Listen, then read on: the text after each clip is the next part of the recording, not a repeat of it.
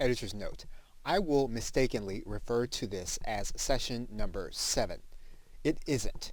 It's actually session number 6.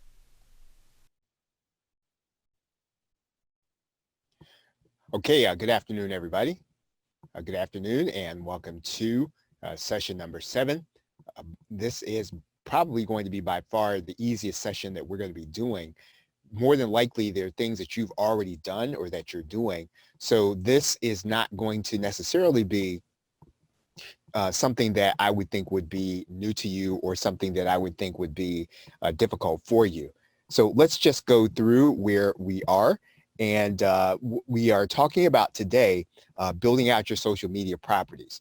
And you really do, before you start this process, you need to have done everything else up to this point. In other words, this really comes after you have built your home base, because where you're going to be placing links to all of these properties you're going to be building out, they're going to go onto your home base. So really, if you haven't done session 6, if you haven't taken the steps in section 6, I mean, please do not just watch the videos. Please go ahead and do session 6, which is building out your one site, your home base, your brand property. And so one property that's always going to be between social media and ownership is going to be YouTube.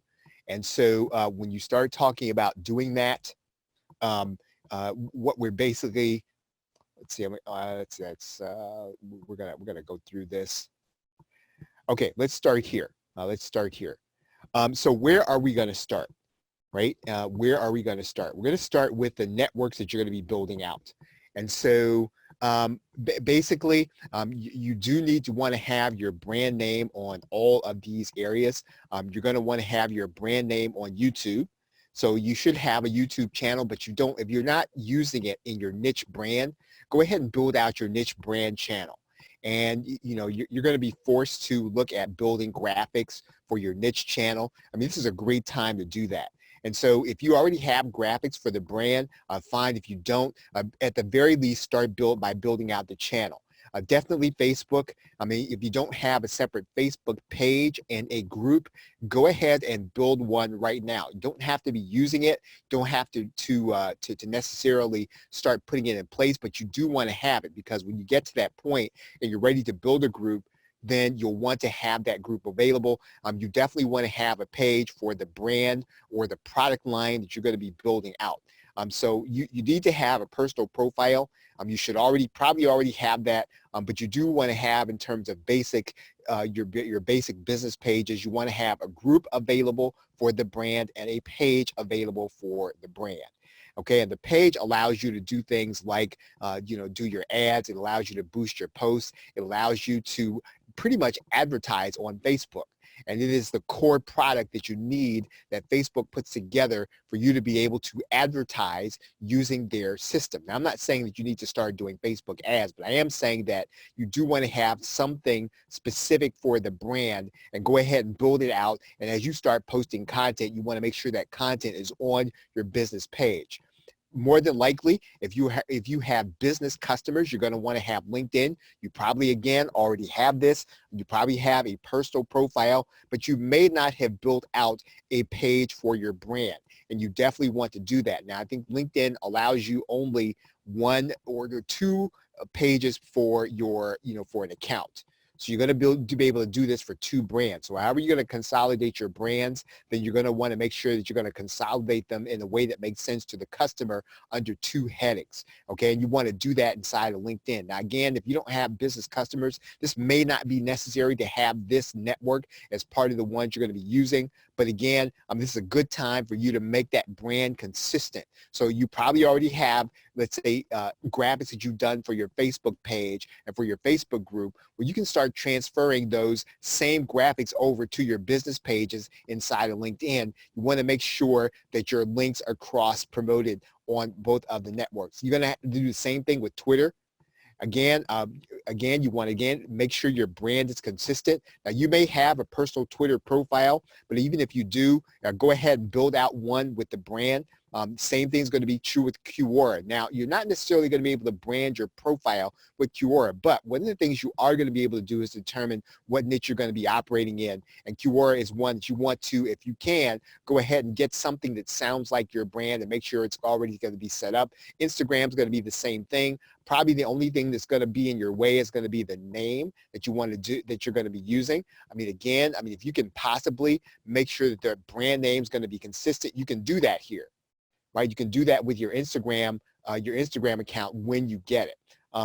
Reddit's probably going to be a little more of a niche strategy, and that may not be something that you're doing, but again, if you can get the brand name, you want to go ahead and do that.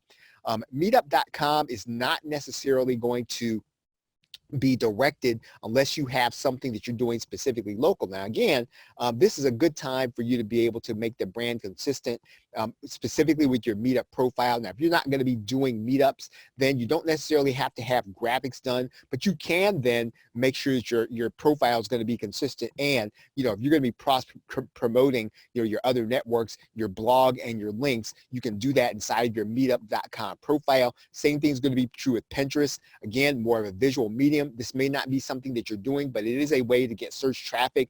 And then medium.com is a blogging platform. And it's going to be something that you're going to make sure that's going to be not necessarily consistent in terms of the look, but you do want to make sure it's going to be consistent in terms of the content.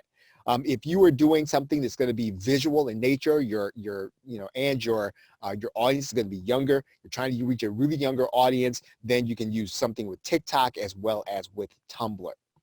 Okay, so what's the goal with all this? What are we trying to do? Why are we building up either one or some of these networks? And the idea here is not to use all of these routinely unless you determine that the audience is going to be in all these places, right? The only reason to use these networks is to connect with your audience, is to allow them to make you more relatable, is to allow them to see you so that they can see you and see you as someone who is trustworthy. If you can break the trust barrier by letting someone see you and letting someone hear you, you can do that effectively on these social media platforms. It is a way of branding that allows you not to necessarily have to work at branding, but what you're doing is by being visible is you're letting people see you, and then you're then letting them, allowing them to know that they can then go ahead and trust you, or even to make you seem like you're more like the person that they want you to be. Right? What you should do with these networks is master at least one of them until you're getting the traffic you feel is warranted. So if you're going to work on Facebook, then master Facebook. Milk all of the traffic that's available for your sub niche from Facebook before you move on to really focusing on another brand. Now, again, go ahead and set up the accounts. Go ahead and set up the sites, but don't focus on a second one until you really mastered the one and you're getting traffic from it, at least all the traffic that you feel like should be available to you. Typically where you're going to start is going to be Facebook. You may move on then to Twitter, maybe Instagram, LinkedIn, and or Pinterest. Again, all this is going to really depend on your brand and where your customer is. So focus on the one where your customer is. You don't have to start with Facebook, but you're probably going to start with one of these 5. And then you can start including the others as you feel they are necessary. And some of this may be dependent on you having someone else to monitor and, let's say, manage these other properties, right? If somebody has managed, if you get Facebook up and running, and then you can get somebody to sort of manage some of the logistics for you, then you can then move on typically to another platform, and then you can start building up the very same process. What you want to do is to cross-connect all of them. So in other words, you want to make sure that, somebody on LinkedIn can find out where they can get access to all your other properties. Same thing on Instagram. Somebody should be able to be at least 1 or 2 clicks away from being able to get to these other profiles. So one of the reasons why you want to go ahead and do all these at the same time is you want to be able to cross-connect them. So in other words, if I go to Facebook, I ought to be able to find out where I can reach you on Twitter.